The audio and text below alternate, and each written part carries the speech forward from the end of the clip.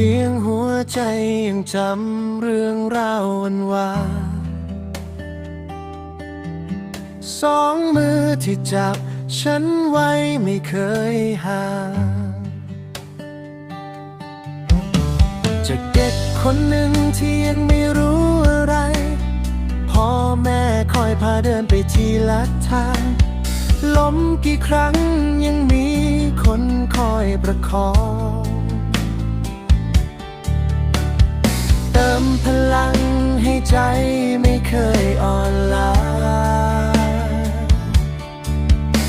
รอยยิ้มที่เห็นคือความเสียสละ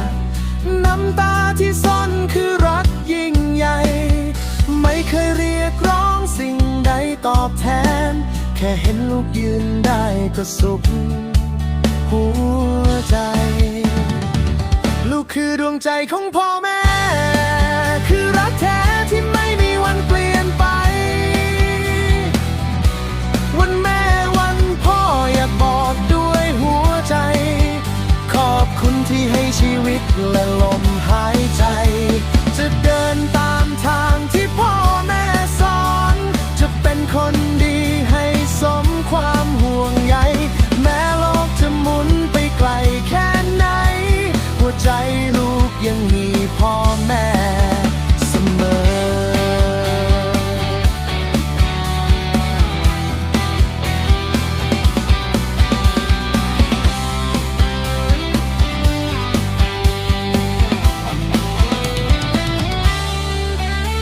เมื่อวันเวลาทำให้ท่านเหนื่อยล้าลูกคนนี้จะดูแลแทนบ้างได้ไหมอยากกอดท่านไว้ให้นานที่สุดก่อนเวลาจะพาเราไกลกันรอยยิ้มที่เห็นคือความเสียสละ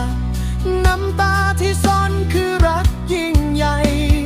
ไม่เคยเรียกร้องสิ่งใดตอบแทนแค่เห็นลูกยืนได้ก็สุขหัวใจลูกคือดวงใจของพ่อแม่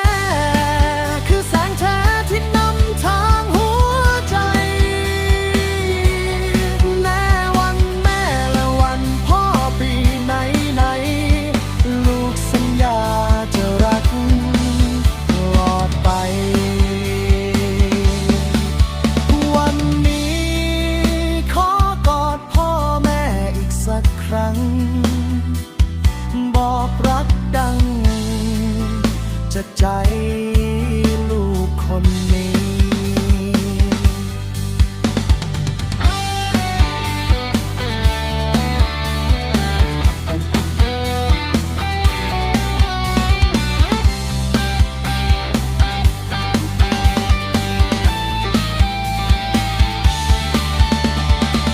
ลูกคือดวงใจของพ่อแม่คือรักแท้ที่ไม่มีวันเปลี่ยนไปวันแม่วันพ่ออยากบอกด้วยหัวใจขอบคุณที่ให้ชีวิตและลมหายใจจะเดินตามทางที่พ่อแม่สอนจะเป็นคนดี